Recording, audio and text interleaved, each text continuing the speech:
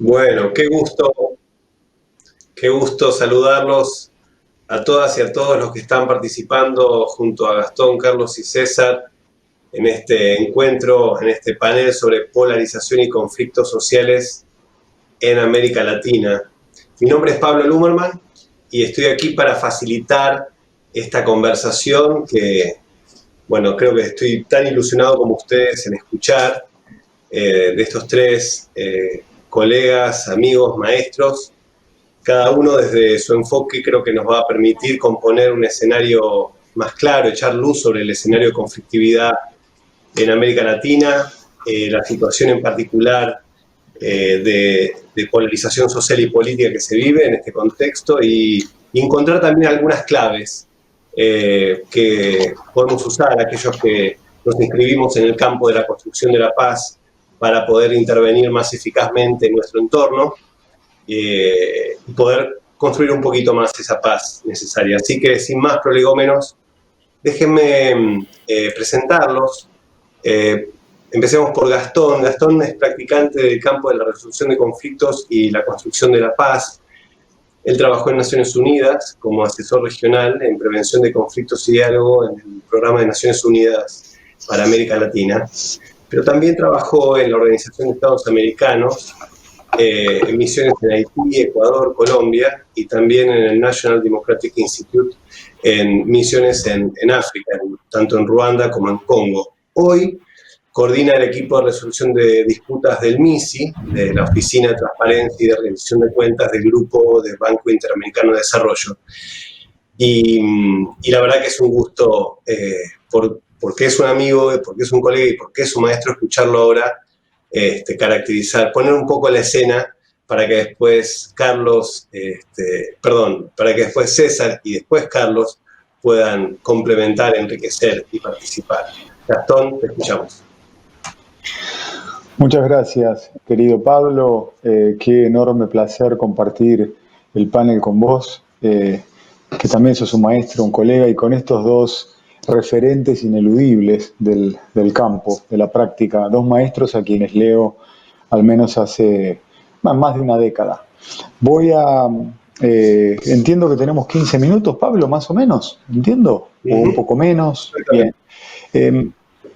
Voy a aprovechar para compartir algunas características, 6 puntualmente, sobre este ingrediente particular que es la polarización, que ya se ha transformado en un elemento distintivo de nuestra conflictividad o de nuestras conflictividades, e intentar ver cómo juega con esta resultante histórica, y así la define Carlos, a la conflictividad, entendiendo que hay una serie de elementos multicausales y multidimensionales que no se han resuelto y que venimos arrastrando desde hace mucho tiempo. Entonces, ¿cómo la polarización interactúa con estos elementos en un contexto que tiene un marco normativo muy denso y muy rico? Pensemos no solamente en materia de consulta previa, sino también en materia de empresas y derechos humanos. Entonces, 6 observaciones que son producto de compartir reflexiones con colegas, del trabajo que hacemos también en el mecanismo. El primero es que, aunque la polarización sea menos visible que la polarización nacional que vemos en debates por el matrimonio del mismo sexo, el proceso de paz, el aborto, el Brexit, o procesos, digamos, políticos en nuestros países, a nivel comunitario los efectos psicosociales de la polarización son devastadores. ¿Cómo aparece a nivel local? Bajo la forma de aceptación o rechazo total a iniciativas de desarrollo, a iniciativas de infraestructura que modifican las formas tradicionales de vida de las poblaciones que ahí habitan. Genera visiones de túneles, genera emocionalidad, genera animadversión, y a pesar de que luego los temas pueden cambiar y los proyectos pueden cambiar, la estela de agravios y el tejido social definitivamente queda resquebrajado. En segundo lugar, diría que los estereotipos y los imaginarios, las construcciones del otro, que deja la polarización, van afianzando un sesgo de atribución hostil para el futuro, que aunque el tema puntual que la gatilló, la provocó, eventualmente se supere o quede en el olvido o quede en una situación de latencia, esa dinámica que se despertó, esa emocionalidad perdura para otros temas, esa activación emocional. El tercer elemento es que la polarización es de metabolización absolutamente acelerada, ocurre en tiempo récord, y eso lo vemos. Los medios tienen mucho que ver con que ocurra en tiempo récord. El sujeto, como decía Ignacio Martín Baró, va perdiendo autonomía y va leyendo el asunto como lo lee cada uno de los polos. Y recrear condiciones de escucha activa en muchos casos requiere una inversión en tiempo enorme, que en general excede los horizontes temporales que tienen muchas de las organizaciones y de los practicantes. La cuarta observación ya la compartíamos en algún café que organizó la Fundación Mediar, que nos ha tenido, gracias a Dios, bien ocupados durante la pandemia, y gracias a la Fundación por esta iniciativa, gracias a Leo, a Gustavo y a los colegas, es que la polarización inmuniza contra el conocimiento técnico, contra el conocimiento científico, contra los argumentos racionales y contra el sentido común. Y esto desde la neurobiología ha sido bastante investigado. No diría que tenemos conclusiones o que tenemos evidencia concluyente, pero tenemos evidencia suficiente. El cerebro actúa diferente en contextos cargados y es difícil que pueda experimentar curiosidad y apertura al mismo tiempo que se siente amenazado. Entonces va a ser muy importante como practicantes que sepamos cuándo introducir ese conocimiento científico o conocimiento de tipo técnico, porque la polarización, digamos, todo lo devora. El quinto elemento es que la polarización favorece ciertas simplificaciones y generalizaciones que son bien burdas. Aquí hay una periodista que ha hecho una recopilación interesante, Amanda Ripley, y que plantea que la manera en la que reducimos la tensión con nuestra familia, en nuestra comunidad, en nuestro ambiente educativo, con nuestra familia, es a través de la búsqueda de coherencia. Es una búsqueda desesperada de coherencia. Y el atajo que tomamos es la simplificación, insisto, a veces burda. El subconsciente crea escenarios binarios en donde el ser humano, a través del sesgo de autobeneficio, intenta darse un poco la razón, sea desde su marco teórico, religioso, desde su convicción política, y así se siente cómodo tomando la decisión correcta. El problema es que las semillas que se plantan en términos de la estigmatización, como veremos ahora en un segundo, perduran, perviven y hacen un enorme daño al tejido social. El último dato, el último apunte de los 6, este es el sexto, es que si la polarización, digamos, mental antecede a la polarización del comportamiento, como plantea hace más de una década Galtung, entonces en ese sentido la polarización está generando niveles de violencia inéditos en la región. Por tercer año consecutivo, América Latina es la región más peligrosa del mundo para los defensores del medio ambiente y los defensores de derechos humanos, con 304 asesinatos a nivel global, 208 de los cuales ocurrieron en nuestras ciudades, en nuestros bosques y en nuestras selvas. Quiero decir que un dato muy importante es que el 85% de estas personas, de estos activistas, de estos defensores de derechos humanos y del medio ambiente, el 85% de los asesinados habían sido amenazados, sea individualmente, sea como parte de un colectivo, antes de que se produjera ese asesinato. Y que en todos los casos, como bien señala el Alto Comisionado de Naciones Unidas para los Derechos Humanos, los procesos, este tipo de procesos que acaban con la manifestación más extrema de la violencia, que es el asesinato, comienzan con estigmatizaciones, con desprestigios, con campañas que apuntan a desprestigiar a quienes ejercen este tipo de tareas. Entonces, esos 6 ese punteo global, esas 6 características que estamos viendo de cómo la polarización se ancla a nivel local, cómo genera un rechazo, como decía Ignacio Martín Baró, afectivo y comportamental hacia quien no comparte la misma visión, la enorme velocidad a la que ocurre y lo difícil que es desandarla, la inmunización que genera contra el conocimiento científico, contra los argumentos de tipo más racional, contra el conocimiento técnico, las simplificaciones y generalizaciones burdas a las que se presta y las 2 caras de una misma moneda, es decir, cómo violencia y polarización interactúan.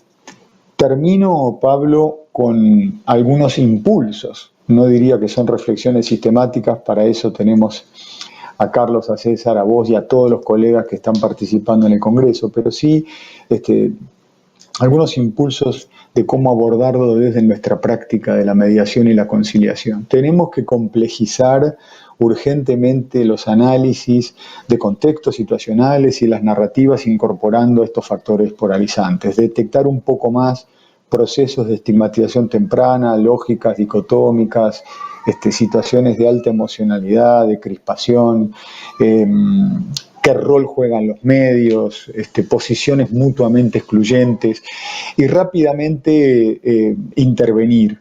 ¿Intervenir cómo? Bueno, debemos detectar además el riesgo de represalias y el riesgo de violencia, pero además debemos colaborar en la elaboración de planes conjuntos de reducción de ese riesgo. No basta con tomar una foto, un mapeo, hacer un análisis situacional o de contexto cuando en riesgo está la vida y la integridad de seres humanos. Debemos evitar la estigmatización y aquí lo que debemos hacer es trabajar para reconocer el valor en la tarea que realiza el otro. Pienso que como mediadores, operando en conflictos sociales complejos, caracterizados por estos ataques verbales, estas acusaciones, el desprestigio cruzado, el primer acuerdo que deberíamos construir es un acuerdo en el que se valore la tarea que realiza el otro. Es a veces necesario disentir, pero siempre con esta precondición, que es tanto, digo, esto es en las 2 vías, no me estoy refiriendo estrictamente a organizaciones de la sociedad civil o a defensores del medio ambiente, defensores o activistas que trabajan en la cuestión de la tierra o los pueblos indígenas, sino también organizaciones que puedan estar haciendo un trabajo de financiamiento al desarrollo. Es necesario que ese sea el primer acuerdo. ¿Por qué? Porque ese primer acuerdo puede detener una escalada y puede disuadir a potenciales perpetradores que estén analizando esa opción. Termino diciendo que necesitamos aceptar, creo yo, con un poco más de convencimiento que el campo ha cambiado y que hoy los mediadores internos o los internos parciales son más necesarios que nunca. Entonces eso va a representar un cambio de paradigma. Entiendo que hay gente que tiene una concepción particular sobre la independencia y bueno, va a haber que afrontar ese debate. Yo creo que más que nunca necesitamos de esos actores parciales que están a nivel local para resolver, para comprender, para operar en el conflicto. Y por último, creo que como potenciales mediadores y facilitadores, y en particular para proyectos que tienen que ver con infraestructura, con promoción del desarrollo, es necesario que promovamos la absoluta transparencia del objetivo que tienen los procesos en los que participamos. Digo, ¿dónde se ubican desde el comienzo en qué lugar del espectro de participación pública se encuentran? Porque ¿qué vemos? Procesos orientados a informar, a consultar, a involucrar, a colaborar, a dar poder de decisión. Pero eso no siempre está claro desde el comienzo. La mediación es una herramienta que puede servir en todos ellos, con diferentes abordajes. Lo que genera procesos de escalada y aumenta la polarización es no tener claro eso desde el inicio. Entonces no debemos prestarnos a procesos en donde comunidades, poblaciones afectadas crean que están siendo involucradas o están siendo consultadas, o cuando en realidad lo que están buscando es poder de decisión para opinar sobre su modelo de desarrollo, el modelo que sea coherente con sus cosmovisiones y con los que ellas entiendan que es el desarrollo sostenible. Lo dejo ahí, querido Pablo, ansioso de escuchar reacciones y de escuchar a nuestros queridos César y Carlos. Gracias, Gastón. Súper interesante, una reflexión que nos llevó a los efectos de la polarización en la capacidad cognitiva de los actores y cómo intervenir como mediadores, como facilitadores en ese contexto, en una América Latina que tiene esta letalidad, triste letalidad récord en lo que se refiere a asesinatos de defensores de derechos humanos y defensores ambientales, y eso da cuenta del desafío, de la magnitud del desafío. Pasamos a César. César Rojas, él es sociólogo, comunicador social y conflictólogo. Forma parte del roster de prevención de conflictos y diálogo democrático para América Latina del PNUD, y también del roster del MISI, de facilitación de procesos de diálogo y resolución de controversias del MISI. Bueno, ha dado conferencias por todos lados, en las Américas, en Europa, para colegas, para difusión abierta y el público. La verdad que es un gran comunicador del campo. Ha escrito muchos libros que nos ha abierto los ojos conceptuales a más de uno, y, por ejemplo, Democracia de alta tensión en el 2007, o Conflictividad en Bolivia en el 2015, y ahora está preparando un nuevo libro, Filosofía de la Mediación. Bueno, hay mucho más para contar de César, pero me quedo acá porque queremos más escucharlo y que sus palabras hablen por sí mismas. César. No te estamos escuchando, tenés que abrir el micrófono. Tenés el micrófono abierto, tiene que estar verde abajo.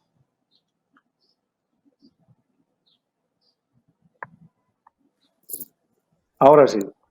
¿Sí? Perfecto. Bien, gracias Pablo por tu generosa presentación. Agradecerle a Leo y a Gustavo por la invitación al Congreso Americano de Mediación. Y quisiera empezar señalando la complacencia y lo honrado que me siento de compartir el panel con tan buenos amigos y con colegas excelentes, como es el caso de Gastón en Washington, de Carlos en Guatemala, y la presencia tuya, Pablo, en Argentina. Es realmente un grupo humano fantástico, y sin duda creo que uno va a aprender, y como ya lo hemos visto en el caso de Gastón, que se ha dedicado de una manera exhaustiva y prolija a seguir el decurso y el hilo narrativo de la polarización. Creo que es un verdadero privilegio. Y por supuesto un gran saludo para todos quienes nos siguen, sean o no del campo. Esperemos decir algo importante e interesante para todos aquellos que se están tomando el tiempo de seguirnos a través de este medio virtual.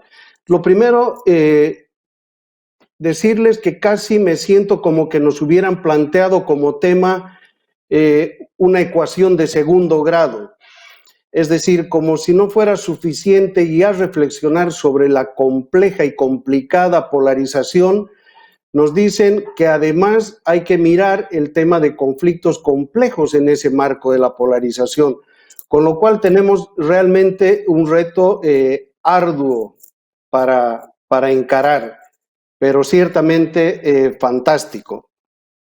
Yo voy a empezar haciendo algunos apuntes, sobre todo en el tema de polarización, y quiero responder a 4 grandes interrogantes. ¿Qué es la polarización? Creo que ahí Gastón ha dado muchísimos elementos clarificatorios. ¿De dónde surge la polarización? ¿Cómo se ha encarado la polarización en nuestra región? y si podríamos sugerir algunas claves para gestionar su tratamiento. Y en este sentido, yo quisiera decir que la polarización lleva en nuestra región, en varios de nuestros países, por lo menos ya 2 décadas. Probablemente un parteaguas o un momento de surgimiento sea el año 2000, donde la polarización surge en el marco de grandes movilizaciones que van a venir en caídas de sucesivos presidentes en distintos países. Es el caso de Paraguay, es el caso de Argentina, es el caso de mi país, en Bolivia, es el caso de Ecuador y es el caso también de Venezuela. Por tanto, no estamos hablando de un fenómeno de reciente data, sino que ya tiene unas 2 décadas en la región. Y en ese sentido creo que debemos entender la polarización como un fenómeno histórico y que se debe entender y dilucidar en ese marco histórico. Dicho esto, quisiera decir que por supuesto ya la perspectiva de 2 décadas nos permite mirar no solamente la punta, si comparamos a la polarización con un iceberg, no solamente podemos ver la punta, sus síntomas más recurrentes y más visibles, sino también el continente de la polarización. Entonces, en este sentido, daré algunas ideas y algunas pinceladas. La primera, complementando con lo que decía Gastón, yo entiendo la polarización a partir de la metáfora de nuestro propio globo terráqueo. Es decir, la polarización en similitud al globo terráqueo tiene 2 polos extremados, en este caso son 2 polos extremados socialmente, pero que a diferencia de los polos del globo terráqueo no están fríos, sino están extremadamente calientes. Y esa alta temperatura se manifiesta en que generan una división en la sociedad de tipo contencioso. De tal manera encontramos 2 fenómenos parejos. Por un lado, podríamos decir que la sociedad empieza como a asumir un carácter de bicefalía. Son como 2 grandes mentes que miran las cosas e interpretan la historia, el presente, la coyuntura y el futuro de maneras distintas y divergentes, pero que además esos 2 polos hacen un ejercicio de ambidextrismo. Es decir, en cuanta ocasión tienen, van a generar como una especie de pugilato, se van a empezar a hacer daño entre ambos polos, una dinámica de debilitamiento al otro polo contrario. De tal manera que la polarización es esta bicefalía, este ambidextrismo que se instala en la sociedad y del cual toda la sociedad se siente de una u otra manera atrapada. Parece muy difícil sustraerse de esa dinámica polarizante que cruza transversalmente todos los estratos y todos los espacios sociales. Inclusive llega a instalarse en nuestras propias familias, generando precisamente ese efecto divisivo y contencioso, que es una de las características por las cuales reconocemos a la polarización. Y sin duda esto va a generar en nuestras sociedades lo que denomino como un insomnio de las coyunturas. Es decir, empezamos a vivir de manera preocupada, de manera ansiosa por esta dinámica de desencuentro, pero también de contención, de agresividad entre esos 2 polos que se van separando, se van distanciando y se van radicalizando en sus posiciones. Ahora bien, este fenómeno, si no lo referimos a la historia y si no lo referimos a nuestras estructuras socioeconómicas, quedaría situado como un fenómeno psicológico, pero ciertamente tiene unas raíces muchísimo más profundas. Y la tesis que voy a plantear es que la polarización deviene de sociedades que se van extremando y que esa sociedad que se va extremando en sus condiciones socioeconómicas va generando un extremismo político en cuanto a la gestión de esa extremización social. Extremización social quiere decir que las condiciones económicas de las sociedades donde se instala la polarización van a generar mayores niveles de pobreza, y esto es lo que vemos sobre todo en esa década de los 90 hacia el 2000, y por eso es que iniciando la década del 2000 va a irrumpir con enorme fuerza la polarización. Entonces se extrema la pobreza, de manera paralela se extrema también la desigualdad y se va a intensificar como un correlato la exclusión.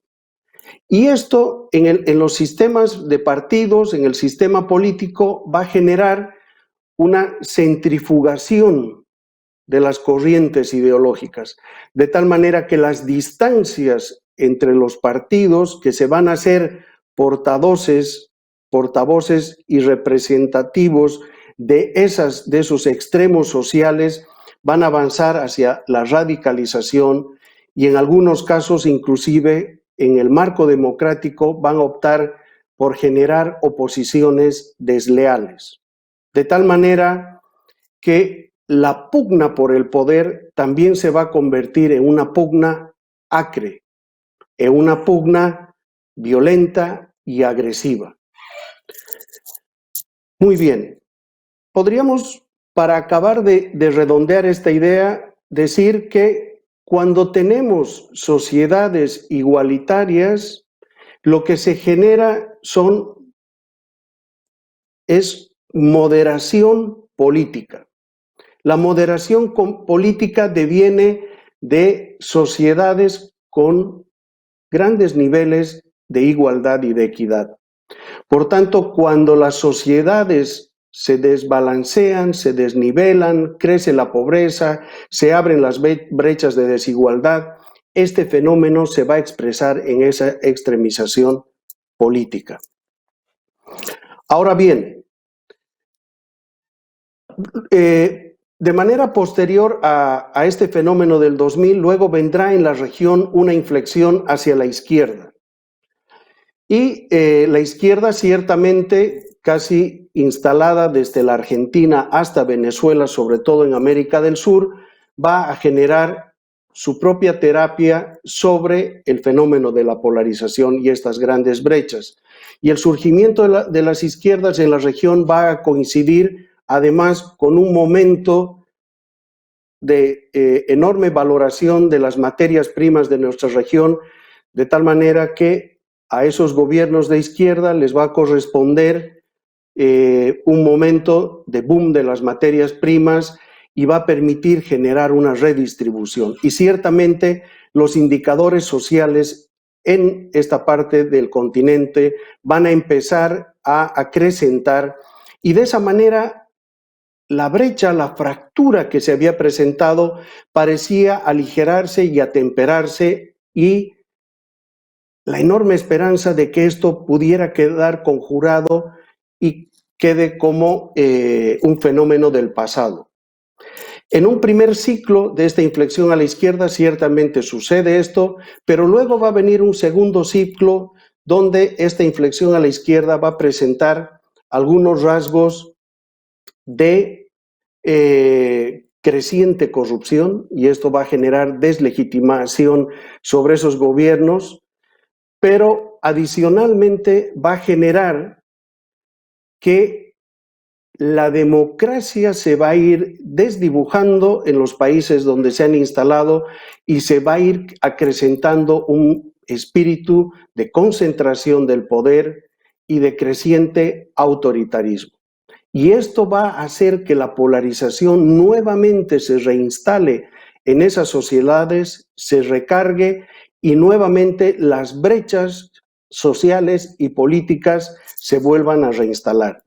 En algunos casos, este fenómeno va a generar alternancias hacia el otro polo. Es el caso del Brasil, será el caso de Argentina con Macri y es el caso de mi país actualmente.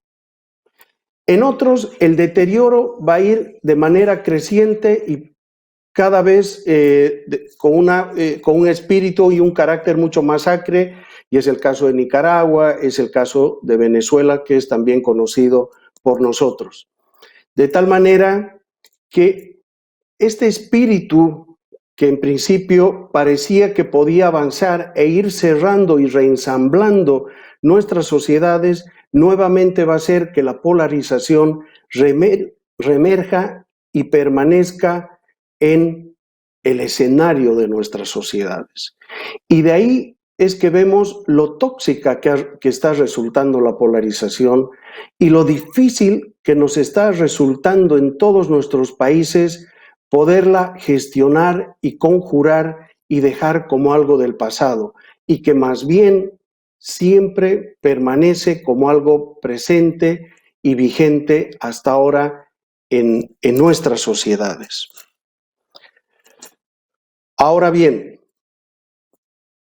¿cómo deberíamos encarar este fenómeno de polarización? Y voy a tratar en un minuto de poder centrar una idea. En este periodo de inflexión hacia la izquierda hay un fenómeno y es que una de las parcialidades, uno de los polos, se quiere totalizar como si fuera el conjunto de la sociedad. Y eso significa generar nuevas exclusiones, nuevas desigualdades y nuevas precariedades. Y por supuesto el otro polo va a generar una reactividad frente a ese fenómeno y a esa actitud o estrategia que se despliega. Si nosotros queremos que nuestros países conjuren este oxímoron que caracteriza a las sociedades latinoamericanas, y es el de tener una estabilidad inestable y una gobernabilidad ingobernable, necesitamos asumir que la totalidad es una diversidad, pero que también es una diversidad compuesta por inequidades y desigualdades que de manera totalizante debemos ir trabajando y superando. Si no encaramos esta visión desde un conocimiento de alto rendimiento que nos permita dejar atrás la polarización para reinstalar una cohesión de nuevo cuño en la región, seguiremos lamentablemente viviendo en nuestros países esta alternancia pendular, pero con la permanencia casi crónica de esa polarización que nos divide, que nos enfrenta y donde no podemos reencontrarnos en una sociedad que haga de su horizonte colectivo una cooperativa de felicidad para todos quienes viven en cada una de nuestras sociedades. Con esto entonces espero cerrar esta primera intervención y seguramente en las preguntas y respuestas podremos ir ampliando otros elementos. Bueno, muchas gracias César por tu presentación. Interesante mirar el chat porque la gente está participando y en la medida en que nos ponemos más políticos la gente se motiva más y participa más.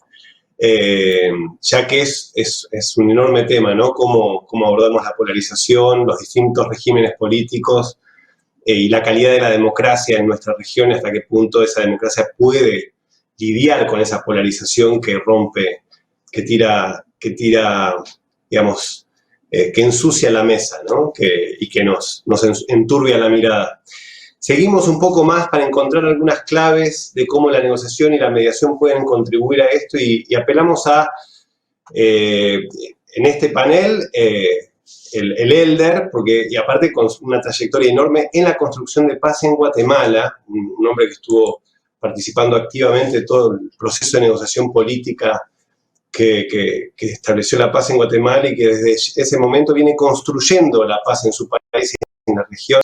Se llama Carlos Sarti, antropólogo, analista político, experto en construcción de paz y director de la Fundación Pro Paz Guatemala. La verdad que es un gusto muy grande escucharte, Carlos, y seguramente para todos y todas lo será. Atentos estamos entonces a lo que tienes para compartir en este panel del Segundo Congreso Americano de Mediación y Arbitraje. Ok, muchas gracias, Pablo. Tal vez escuchan un poco de ruido porque está cayendo una tormenta aquí en Guatemala, pero espero que no interfiera en la exposición. Bueno, yo quiero agradecer a la Fundación Mediar y a César, a Gustavo y a Leonardo por habernos invitado, y también manifestar mi complacencia de estar con estos estimados y queridos colegas, de los cuales ya en las dos primeras intervenciones de Gastón y César ya me pusieron a volar la cabeza y ya aprendí algunas cosas que voy a tratar tal vez de matizar en mi presentación. Yo voy a hablarles un poco de la polarización extrema cuando llega incluso a ser una guerra civil, cuando se convierte en una polarización armada. Y este tipo de polarizaciones se vivió en América Latina en los años 70, 80, hasta 89, y fue cuando dos sectores de la sociedad ya no respetan, digamos, los marcos institucionales y democráticos, y se plantean ese extremismo de que hablaba César, de llegar incluso al aniquilamiento del otro. Y eso es lo que es un conflicto armado interno. Y estos conflictos armados son respuestas extremas a esa intolerancia, a esa gestación de odios, de controversias ideológicas, económicas y políticas. Y esto lleva a que mi enfoque sea un enfoque histórico. Como dicen, cada quien vive su polarización. Yo viví la polarización de los años 70, 80, y también son olas, las polarizaciones son olas, y de repente ese movimiento de la sociedad de la crisis al orden, y como siempre inestable e inconcluso que decía César, pero la polarización histórica del conflicto armado es la más compleja porque envuelve, digamos, a toda la sociedad. O sea, el éter que se respira en una situación de conflicto armado interno es totalizante en el sentido, digamos, de que la lógica de la guerra condiciona todo. Entonces yo creía que, a pesar de que es un tema histórico, sí puede servir para las reflexiones de este Congreso, no porque nos estemos acercando en América Latina a una situación de preconflicto armado, pero sí, antes de la pandemia, vimos los casos de Chile, Uruguay, Ecuador, y otros enfrentamientos que iban en una escalada muy fuerte de polarización y que pueden asumir matices de confrontación directa muy, muy, muy fuertes. Entonces, pero en el marco de este conflicto armados internos, la intencionalidad es contarles un poquito, pues cómo fue el conflicto, cómo fue la mediación y la búsqueda del acuerdo que permitiera la superación de algunas de las causas históricas del conflicto armado. Bueno, los conflictos armados no surgen de la noche a la mañana. Son procesos de lucha política e institucional que por acumulación van creando condiciones para que sectores organizados de la sociedad se planteen la inviabilidad de la lucha política institucional en el marco del orden constitucional y opten por una salida militar. Es decir, esto se da cuando se cierran los espacios de participación democrática, se abren coyunturas de posibilidad de nuevas expresiones, e incluso en estas épocas se cuestiona el régimen político en su totalidad y legalidad. Es una negación del otro polo de manera radical, lo más radical que pueda, porque implica la intención de destruirse mutuamente. Esto que parecería para muchas de las personas que nos están escuchando prehistoria, pues sí, pasó y eventualmente nos puede arrojar ciertas luces. la conflictividad armada es de lo más cruel y lo más cruento que puede haber. O sea, todos estos rasgos que nos hablaban César y Gastón, pues escalan y polarizan aún más a la sociedad, y el enemigo ya se diluye el centro político, la institucionalidad sigue un ritual democrático formal, pero la lógica de la guerra es la que condiciona. Esta cultura de confrontación y de polarización se enraiza en la sociedad y en el Estado, y eso es lo que le da ese aire totalitario. Con todo, como todo cambia y nada es estable permanentemente, pues también comienza después de cierto periodo de luchas armadas, que también tienen momentos más de mayor agudización. En el caso de Guatemala duró 30 años, y en el caso de Colombia pues muchísimo más. Entonces son procesos de larga duración, de acumulaciones que explotan, digamos, en la conflictividad armada. Entonces los acuerdos de paz, sin embargo, las sociedades van buscando opciones de salida. No podíamos vivir ni en Colombia, ni en Guatemala, o El Salvador, o eventualmente en Nicaragua, en el conflicto permanente institucionalizado, y entonces comienzan las búsquedas. Las búsquedas de superar el conflicto comienzan cuando la fuerza militar se plantea ya encontrar una salida negociada. En algunos casos se dice que se llega a un empate militar catastrófico en que ninguno de los dos bandos puede ganar absolutamente en el terreno militar, y se genera una estabilidad precaria, pero que está frenando el desarrollo de un país. Entonces comienzan a ver estas cosas. Juega mucho las características nacionales e internacionales, juega mucho en la apertura, digamos, hacia una búsqueda de una salida negociada.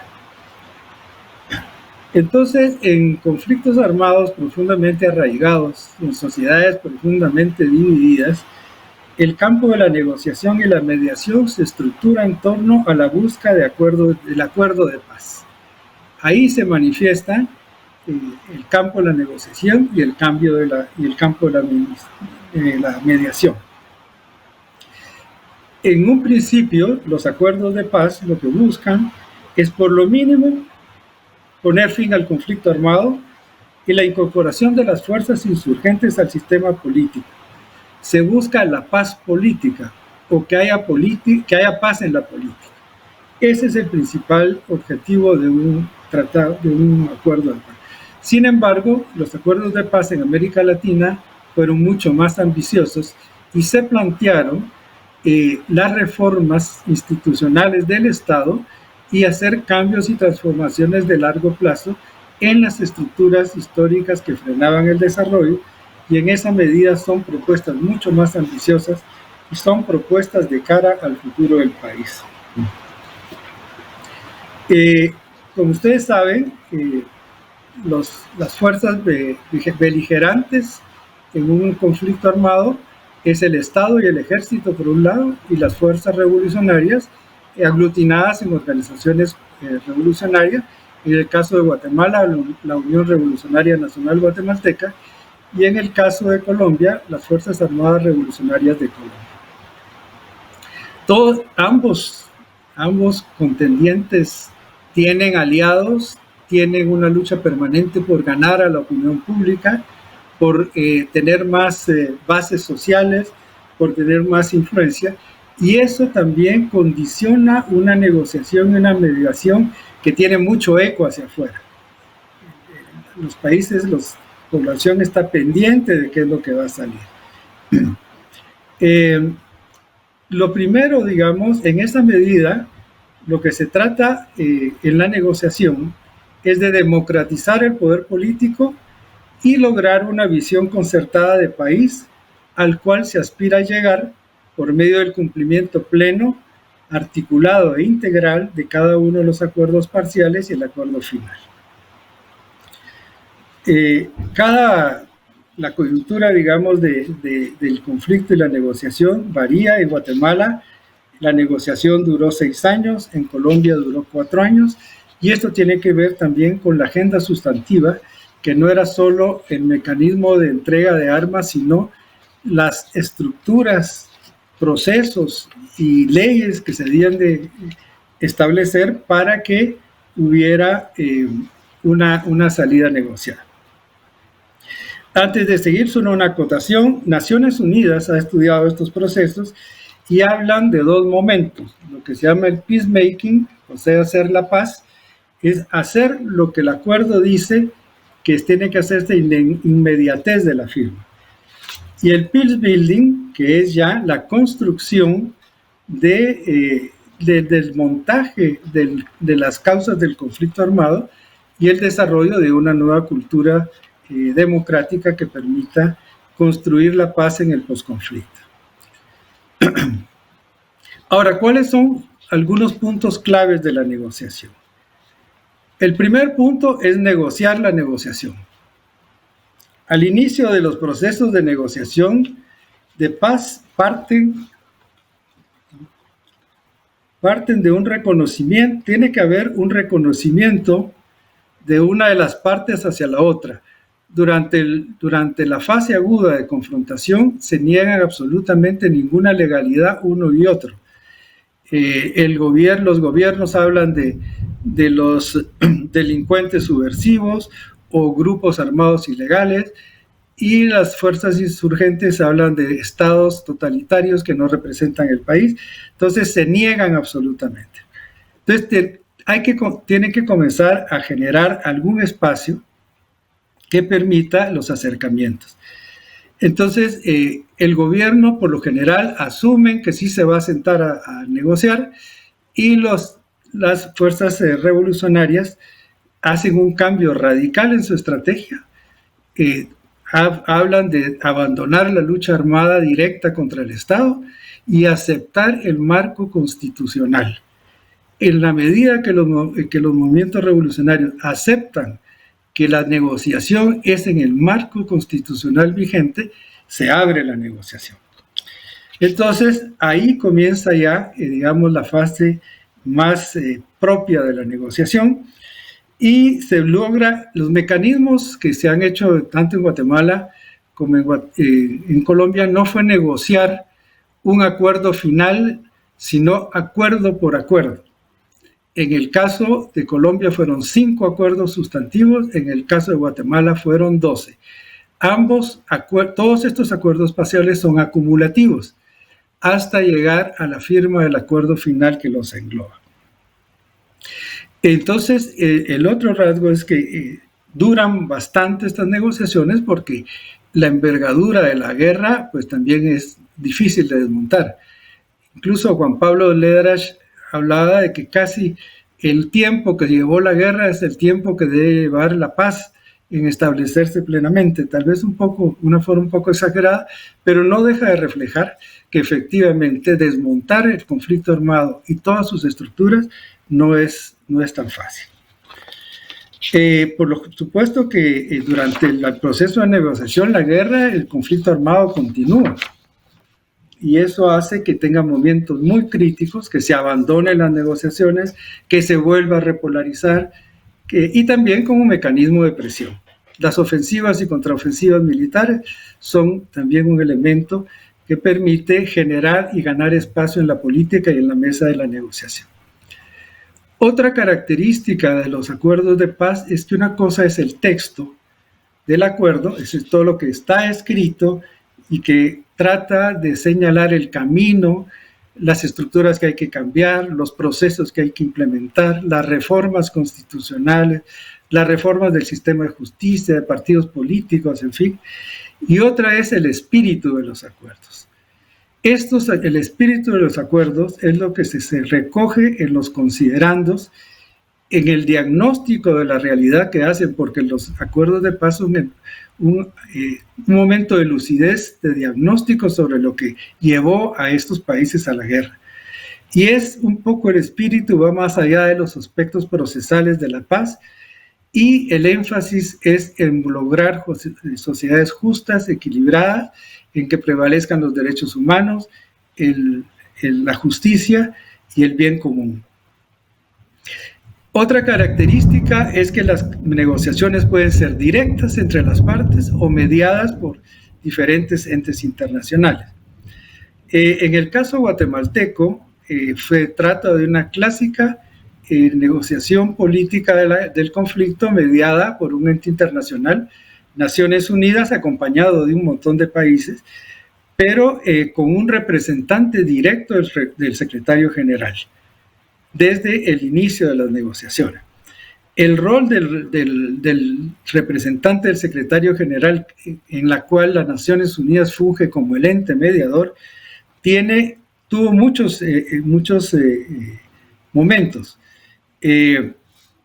Asumió un rol de la figura de observador, luego gestor de buenos oficios, para finalmente asumir la figura de mediador y garante de los acuerdos de paz. Con todo, en Guatemala también hubo un momento de mediación nacional, cuando se crea la Comisión Nacional de Reconciliación, pero en el proceso desaparece y el predominio es de Naciones Unidas. En el caso colombiano, hasta donde yo he podido indagar, las negociaciones tenían un formato de negociación directa entre las FARC y el gobierno, sin excluir momentos y espacios que eran facilitados por funcionarios cubanos, al ser Cuba el país huésped de la negociación, y también este rol de mediación y acompañamiento de la negociación directa también lo jugó Noruega, y eventualmente otra serie de instancias internacionales que también se pronunciaron. Entonces, en breve, una resumida, yo creo que lo que nos debería quedar es que los acuerdos de paz, si bien el espíritu es muy ambicioso, es un espíritu de muy buena voluntad, el posconflicto y la implementación de los acuerdos de paz es un camino nuevo. Es un camino en el cual la experiencia de Guatemala, después de 23 años de haber firmado la paz, y en el caso colombiano de más o menos 3, 4 años, pues siguen los conflictos. O sea, lo que se da son una recarga, se recarga la conflictividad en el posconflicto, y no hay salidas, digamos, tan ideales como se planteó en los acuerdos. Esto no quiere decir que los acuerdos no sean un gran referente, tanto en el caso de Guatemala como en el caso de Colombia. Los acuerdos, no hay un documento que supere el alcance de los acuerdos de paz en términos de solucionar un poco más de raíz la conflictividad, la polarización y el sentido, digamos, del bien común y la búsqueda de la paz. Y la otra conclusión que yo saco es que, si bien, como decía al principio, en el horizonte latinoamericano no se está definiendo una situación de preconflicto armado, sí hay mucha tensión, lo que nos ilustró César, esa tendencia al extremismo, a la extremadura, a esa polarización emotiva llena de odio y de rechazo mutuo. No podemos dejar imaginar momentos, y más ahora con todo el impacto de este fenómeno totalizador del COVID, que estemos en escenarios en que pueda haber ciertos enfrentamientos, como les digo, no enfrentamientos armados entre ejércitos, pero sí violencia callejera, y también muchas insurrecciones parciales, coyunturales, que nos va a retar a los mediadores a un abordaje mucho más complejo, digamos, de la situación que estamos viviendo. En términos, entonces, yo resumo que ha habido ciclos de polarización. La polarización es de la condensación de procesos de larga data o coyunturales, pero que se escalan y explotan. Entonces, con esto lo dejo, esperando que tal vez con las preguntas o el intercambio que tengamos entre nosotros, pues pueda aclararles a las personas que amablemente nos están viendo, por lo menos despertarles la curiosidad por pensar un poco el pasado y ver qué se ha hecho. Muchas gracias.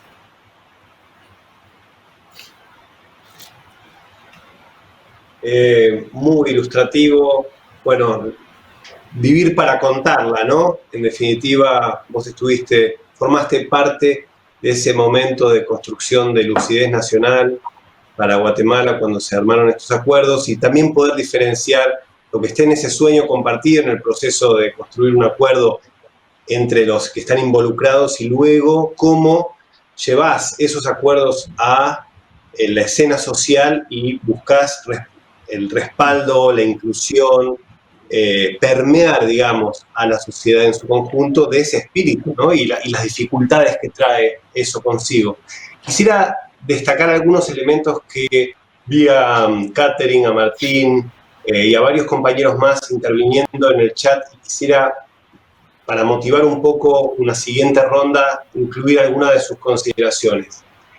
La primera es, digamos, cómo definitivamente está clarísimo cómo impacta la polarización en los desafíos que tenemos aquellos que trabajamos en la resolución de conflictos para tener resultados, ¿no?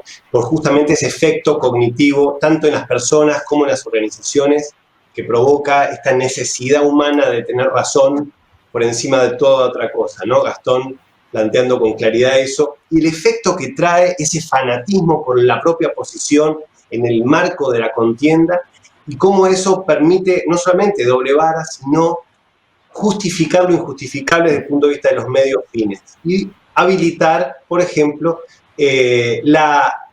o generar posibilidad para que exista esta moralidad en los conflictos sociales, la lealtad sobre aquellos que levantan la voz y dicen, no es bueno para los derechos humanos de las personas que estoy defendiendo, ¿no? Y ese es el lugar donde se hace síntomas, digamos, se hace dolor y se pierde esa garantía democrática básica de poder decir lo que te parece sin tener miedo a represalias. Por otro lado, aparece la pregunta de, ¿pero qué está por debajo de la polarización? ¿Qué es lo que la causa? ¿Son dos polos equivalentes, iguales o no? Entonces, hay algunos que dicen, pero ¿es solamente una cuestión de luchas de poder? ¿O por debajo en esa polarización, esa desigualdad estructural tiene que ver con relaciones injustas que se buscan corregir? Y en esa búsqueda de corregir la injusticia se genera una conflictividad que luego genera más polarización. ¿Acaso parece, con qué tiene que ver? Tiene que ver con una dimensión económica y cultural, digamos, particular, que nos diferencia de otras sociedades. ¿Es el capitalismo un factor polarizante en economías de dependencia como las nuestras? Son preguntas que aparecen con también la pregunta sobre el rol de la comunidad, o de las comunidades locales, o de los territorios, ¿no? Y cómo habilitar esos mecanismos de participación ciudadana que en definitiva dan cierto resguardo para que el juego de la polarización y de la violencia no derribe todas las garantías, en definitiva, del marco democrático. Termino con una reflexión para ilustrar qué es esto de salir del conflicto armado, pero entrar en una democracia armada, ¿no? Desarmaste el conflicto, pero armaste una democracia, y la armaste con herramientas que institucionalmente reproducen la violencia. Me quedo acá como para que Gastón, César y Carlos, el que quiera arrancar, pueda hacerlo y seguir compartiendo esta reflexión sobre lo que ocurre en nuestra región y qué podemos hacer al respecto. Vamos, Gastón, sigamos con el orden. Gracias, César, querido. Bueno, todavía estoy procesando algunas de las cosas que han dicho. Interesante, como siempre. Yo siento que es multicausal y multifactorial lo que va provocando la polarización. A mí lo que me da un poco de impotencia, repito siempre, es que nos quedemos con los faroles puestos estrictamente en la polarización política, que pareciera que es la que más vende, en la que más se concentran los medios. Ahora, siento que Caputo decía el malestar en la democracia, ¿no? El malestar en la democracia comienza fuertemente a partir del 2000, Latinobarómetro lo registra, los informes del estado de la democracia lo registran, y en algunas de esas preguntas, como comentábamos con Leo en la charla de la Fundación, cuando a muchas de nuestras sociedades se les preguntaba si estaban dispuestas a ceder libertad a cambio de la certeza de un bienestar económico y social, había en algunos países una mayoría que se acercaba al 50-51%. Es decir, había mucha gente que tenía un problema con que la democracia no resolviera. Y siempre lo cito al César, y sobre todo a democracias callejeras, porque yo siento que no hay estudios sistémicos sobre las causas estructurales de la polarización. Lo que queda claro es que los estudios del estado de la democracia muestran esta desilusión, no con la democracia, sino en la democracia, y acuérdense la cantidad de, para hablar ahora de la política nacional y de la polarización nacional, de presidentes que no consiguen terminar sus mandatos a partir del 96-97. A mí me interesa mucho saber cómo podemos hacer desde el campo y la práctica de la mediación para encontrar esos internos parciales, porque la polarización, con todas las características que bien nos plantean Carlos y César, y vos mismo, Pablo, pareciera que inmuniza contra todo. Yo decía contra la opinión técnica, contra las buenas intenciones, contra los argumentos de sentido común, y también, también contra las convocatorias de las tercerías. Y aquí estoy diciendo la Iglesia, las defensorías, las Naciones Unidas, organismos internacionales. El fenómeno que genera es muy severo. Entonces yo no veo como abordaje sistémico a mediano y largo plazo muchas alternativas a buscar dentro de la topografía del conflicto de la región hoy, quienes están dentro de los polos dispuestos a jugar un rol de mediación interna, de construcción de puentes, atacando la estigmatización, que eso sí creo que pareciera haber un acuerdo tanto en los procesos de polarización como los que ya luego evolucionan en procesos de violencia directa. La estigmatización siempre es el primer paso. Carlos recién lo planteaba para situaciones de conflicto armado. El análisis hoy de la polarización, el caso de, cierro con esta idea, pero Ignacio Martín Baró escribía sobre polarización para el contexto del conflicto armado de El Salvador, y sin embargo uno ve los efectos psicosociales en el ser humano, la visión de túnel, la existencia de visiones excluyentes, la emocionalidad violenta, y siguen siendo las mismas para contextos políticos, de manera lo que provoca en el ser humano, lo que provoca en el tejido comunitario, en las familias, en los amigos, es prácticamente lo mismo, la misma reacción, digamos, epidérmica y en el estado anímico. Lo dejo ahí con esa pregunta para pasarte a vos y a los colegas, ¿dónde buscamos a esos internos parciales, a esos mediadores internos que nos puedan ayudar a comenzar a desandar este fenómeno? A ver qué dice César. ¿A dónde los buscamos? Bien, yo quisiera destacar la exposición de Carlos, y creo que tiene dos elementos enormemente relevantes que no debemos dejar pasar. En primer lugar, que la polarización es la etapa que antecede a la guerra civil. Por tanto, sociedades que se instalan en polarizaciones que se van intensificando, podemos mirar su horizonte. Pero lo que podemos además recoger es que las guerras civiles tampoco acabaron con la polarización e instalaron sociedades reensambladas. Por tanto, creo que la experiencia histórica nos deja una lección meridianamente clara, y es que la salida a la polarización no es una salida violenta, porque la violencia lo que hace es ahondar todavía con más fuerza e intensidad esa división y esa enorme brecha porque suma a cada uno de los polos sus muertos, su herido, la sangre y el dolor. Y eso hace de esos procesos todavía más difíciles para cohesionar sus propias sociedades. Por tanto, ¿dónde está la salida? Creo que la salida está en que la democracia tiene que democratizarse. Que en el marco de nuestras democracias debemos gestionar las inequidades, las injusticias, las desigualdades, donde reconozcamos a cada una de las parcialidades, pero también reconocer a las parcialidades en sus inequidades y asimetrías y corregir. Pero solo vamos a poder avanzar en esa corrección si generamos alta política. Y creo que aquí hay una reflexión importante para conflictólogos, mediadores, facilitadores de procesos.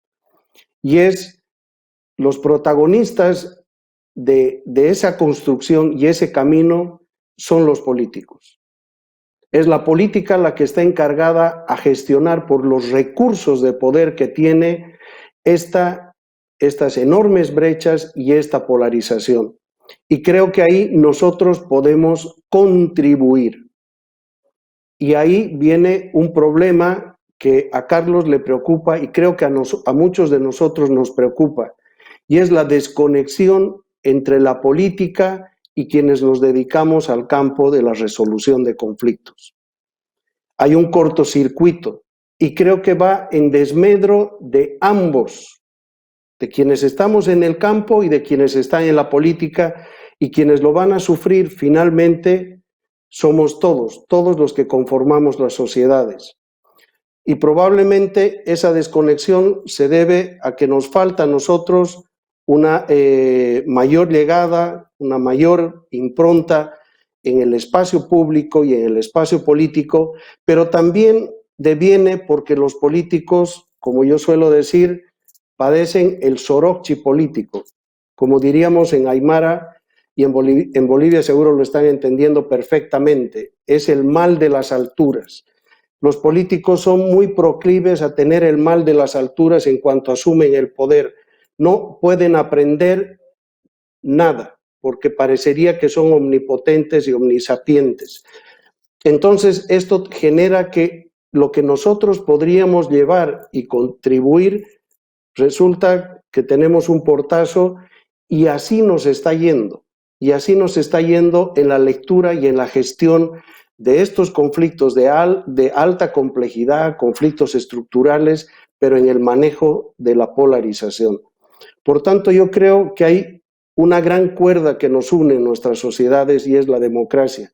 Si queremos fortalecerla, ciertamente hay que trabajar los aspectos institucionales, pero hay que trabajar esas enormes brechas de desigualdad y de inequidad, pero también a quienes se sienten tentados a que por encima de la democracia hay objetivos más elevados y más grandes, recordarles que esa es la única cuerda que nos une y que si saltamos este marco, pues probablemente vamos a derivar en esos escenarios que Carlos nos ha narrado a título personal y como una vivencia propia en su país. Entonces, yo ahí cerraría la reflexión señalando dónde podemos derivar en la polarización. En las sociedades no hay fenómenos estancos, quietos, van madurando y pueden madurar en horizontes realmente letales. De tal manera que es una agenda de enorme urgencia el centrarnos en esta gestión que demanda una alta política y que demanda de nosotros generar conocimientos de alto rendimiento de tal manera que no solo podamos contribuir a superar la polarización, sino a darle la vuelta y encarar la construcción de sociedades cohesionadas y fraternas. que pienso que ese es el horizonte de nuestro campo y es el horizonte que los ciudadanos desean perseguir.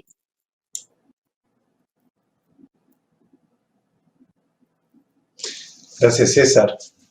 Carlos.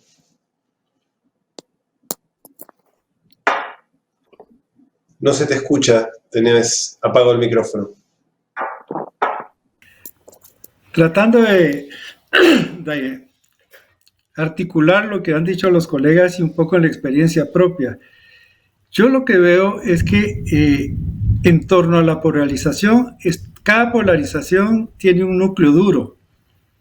Y ese núcleo duro es intransigente, es que se vuelve la bandera y puede morir por la bandera, y son los que habría que encontrar formas de desactivar las fuerzas más confrontativas.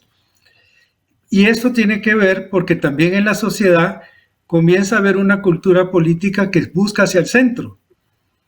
O sea, hay una tendencia en muchas sociedades de que vamos a votar, incluso cuando dicen vamos a votar por el menos malo, es porque están pensando cómo logramos que hayan ciertos equilibrios, ¿no? El problema y en ese sentido habría que hablar de las polarizaciones y no de la polarización. Y en ese, ¿sí? ¿Me escuchan? Sí. Ok, es que estaba oyendo. Bueno, entonces yo creo que hay que movilizar a estas fuerzas que sí están de nuevo tratando de restablecer el sentido común, ciertos equilibrios, y que en la medida que se evidencie, digamos que las salidas extremas no son las recomendables, puede ser que ellos también comiencen a actuar. Eso implica también, y lo señalaba César, que ahora la polarización tiene un blindaje económico por la corrupción. Entonces, la polarización es un buen negocio, incluso para sectores del narcotráfico a nivel local, pues meten plata para que quede tal alcalde y les garantice cierto espacio, digamos, de impunidad y de movilización. Entonces, esta polarización ya no era como la que nosotros vivimos, una polarización ideológico-político o izquierda-derecha, sino son poderes económicos que tratan de generar caos y en esa medida poder tener mejores condiciones para lograr sus objetivos.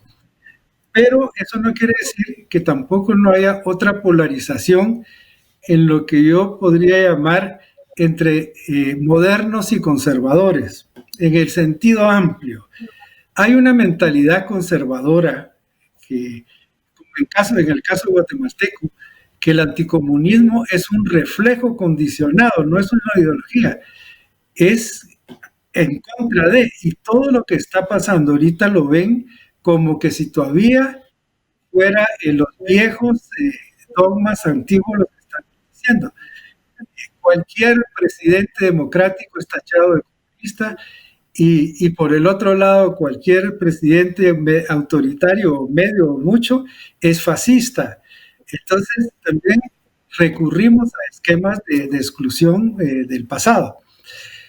En tanto a la búsqueda de ese intermedio, de estas personas, bueno, estamos todas las organizaciones en las que pertenecemos nosotros, que tenemos, digamos, una búsqueda de cómo ampliar el horizonte, cómo generar mejores condiciones, cómo generar condiciones de despolarización.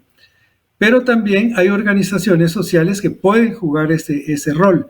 Y Gastón, que conoce mucho Guatemala, yo recuerdo cuando me contaba, metido en las montañas en Huehuetenango, con las comunidades indígenas, pues le apostaba mucho a la mediación indígena, ¿no? Ese interno apoyado por un externo. Entonces, ahí hay una alianza que puede ser muy fructífera, ¿no?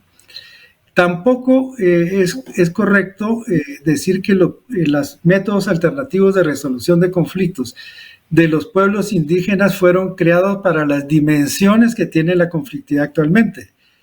Pero sí el espíritu de la conciliación, del equilibrio, de la búsqueda de la armonía, del respeto a la palabra, todos esos valores, yo creo que sí pueden servirnos a nosotros, y tenemos que hacer una reflexión más profunda de ir incorporando todas estas visiones, e incluso, alguien lo decía en el chat del LATAM, tenemos que tener más mediadores indígenas, y todavía no hay una densidad, digamos, que permita decir esto. Y existen y están trabajando a nivel local, pero tenemos que ampliar ese hermanamiento, ese diálogo intercultural que nos permite encontrar formas mucho más creativas. Y en el campo de la política nacional, que es donde se resuelven las cosas, pues tiene que haber una mediación más fuerte. Yo diría que la mediación puede ser una militancia y tener una fortaleza y tener propuesta a la mediación. Y no solo ser un servicio a terceros, sino que una mediación con sentido de la historia, con sentido del progreso y con sentido de la democracia. Qué interesantes palabras para terminar, Carlos, porque es toda una invitación a reinventar un concepto, ¿no? La mediación viene a ser auxiliar de la justicia, pero en tu descripción se convierte en constructora de sociedades, ¿no? O sea que ese pasaje hacia el activismo requiere salir de ese lugar de neutralidad al servicio de las partes, ¿no? Diciendo este conflicto también, porque es el conflicto de nuestro tiempo. Es interesante porque quizás ahí tengamos algunas claves para pensar la pregunta de César: ¿qué es lo que pasa que la política no nos hace caso? ¿Acaso pasa que hay una manera polarizante de vivir la conflictividad en la cual todavía no tenemos la suficiente fuerza de persuasión como para poder de alguna manera mostrar la alternativa realistamente a los ojos de la política? No sé cómo la ven y no sé cómo estamos, pero me encantaría una pequeña rondita de algunas reacciones. Solo para reaccionar un poquito a lo que decía, yo creo que en los espacios como el de LATAM o el Congreso deberíamos de tener incidencia mediática, de mediación más bien, no mediática, de mediación, pronunciarnos ante fenómenos nacionales, ante fenómenos que merece la pena tomar una posición, siempre llamando al equilibrio, a la armonía y no polarizando más, pero que esa voz mediadora nacional se escuche. Gastón, querías intervenir.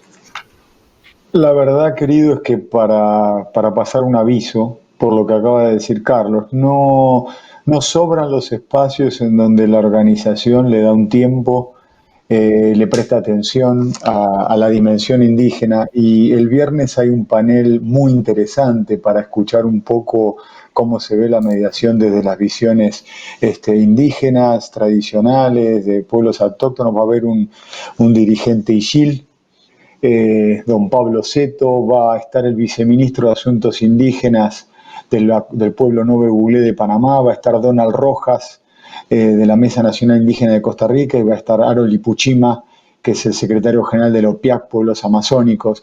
Entonces, aprovecho para decirlo públicamente quien esté escuchando, y para felicitar a Leo, a Gustavo y a la organización, porque dedicarle 2 horas, dar ese espacio, es un gesto de dónde queremos que vaya esto, muy en consonancia con lo que plantea Carlos. Excelente, Gastón, gracias por recordarlo. Efectivamente, es un panel que va a ser muy, muy apreciado, justamente porque vamos a poder entrar en contacto con los modos originarios de resolución de conflictos de nuestra tierra, ¿no? Entonces, bien desde adentro, bien raigal, interesante. Seguimos dando una última vueltita, ¿les parece? Yo no sé cómo estamos de tiempo. Pablo, acabo de cometer una imprudencia diciendo que es el viernes, y Martín Pacman, que es quien lo va a facilitar, me dice que el panel con autoridades tradicionales, con mediadores del campo, digamos, de pueblos indígenas y saberes indígenas, es mañana martes. no quiero confundir, es mañana martes, no es el viernes. Mañana 2:10. Bien. Perdón, mañana 14:10, horario GMT, creo que -3, es horario argentino. Así que luego hagan sus cálculos. César, ¿algún bocado acá para poder complementar esta reflexión entre nuestra práctica, digamos, la práctica de construcción de paz y la política, cómo se traduce una cosa a la otra? Sí, Pablo, creo que nuevamente tocar las mismas campanas, es decir, necesitamos restablecer por un sentido de urgencia social la conexión en quienes nos dedicamos al campo y los decisores políticos. Y creo que muchas de las instituciones que se han dedicado también al campo han cometido el pecado de trabajar lo más fácil, y es trabajar con quienes te abren la puerta y con quienes quieren avanzar hacia una cultura de paz. Pero no hemos trabajado con quienes nos tiran la puerta en la cara. Y esos son los que tienen las decisiones políticas, sociales, cruciales e importantes. Y tenemos que lograr abrir esas puertas y hacer una interlocución con esos actores. Y nada más aprovechar también el espacio para hacer una invitación a todos quienes siguen el Congreso para que en este movimiento de la cultura de paz y prosiguiendo esta reflexión y hacernos de distintas claves, pues nada más recordarles que el mes de agosto tendremos el Congreso Mundial de Mediación, que también se hace de manera virtual y solidaria en esta oportunidad, y que puedan luego también asistir y recoger de ese espacio otras claves, otras voces que nos puedan ayudar a todos de una manera cooperativa a encarar este enorme problema que se está instalando no solo en nuestra región. Tal vez ahí cometeríamos nosotros un error al situar el fenómeno de la polarización como de América Latina. Yo creo que se está convirtiendo en un fenómeno global, de tal manera que requerimos de las mejores cabezas que de manera mancomunada y cooperativa puedan avanzar en señalar esas claves estratégicas para que podamos reensamblar nuestras sociedades y avanzar hacia esas cooperativas de felicidad. Gracias, César. Buenas palabras y, bueno, nos inserta en un mundo, ¿no? En el mundo de la turbulencia global, de la polarización que se vive en la definición de todas las tensiones que estamos viviendo con cierta radicalidad y con una coyuntura encima de crisis planetaria como la que estamos viviendo por la pandemia, así que todo muy agudizado y probablemente esto nos dé mucho estímulo para ese pensamiento colectivo que vos animando a todos a compartir, a participar para ver, bueno, cómo nos reimaginamos de cara al futuro, ¿no? La verdad que fue un placer este panel, probablemente a todos los que estuvieron participando desde el chat les haya parecido lo mismo que a mí, aperturador de reflexiones sobre lo que ocurre, pero también qué nos toca y de qué nos toca hacernos cargo, ¿no? En relación a lo que ocurre.